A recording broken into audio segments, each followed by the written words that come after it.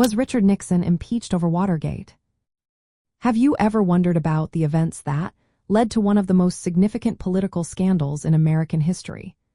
The Watergate scandal involved a break-in at the Democratic National Committee headquarters in 1972. This incident was linked to individuals associated with Richard Nixon's re-election campaign. The scandal unfolded as investigations revealed attempts by Nixon and his aides to cover up their involvement. In July 1974, the House Judiciary Committee approved articles of impeachment against Nixon. The charges included obstruction of justice, abuse of power, and contempt of Congress. However, the full House of Representatives never voted on these articles. Before they could proceed, Nixon made a historic decision. On August 8, 1974, he resigned from the presidency. This act made him the first U.S. president to resign while in office, effectively ending the impeachment process. A key element in the Watergate scandal was the discovery of a secret taping system in the Oval Office. These tapes recorded conversations that implicated Nixon in the cover-up. Initially, Nixon refused to release the tapes, claiming executive privilege. However, the Supreme Court ruled unanimously that he had to comply with subpoenas for the tapes.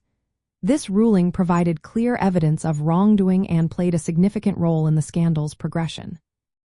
From a societal evolution perspective, the Watergate scandal highlighted how legal and political institutions operate to check power. It exposed the limits of presidential authority and emphasized the importance of transparency and accountability in a democratic society. The public's reaction and the responses from institutions reflected cultural values around trust and justice during the 1970s. Although Nixon was not formally impeached, the events surrounding the Watergate scandal led to important reforms. These reforms aimed to increase government transparency and strengthen oversight of executive power.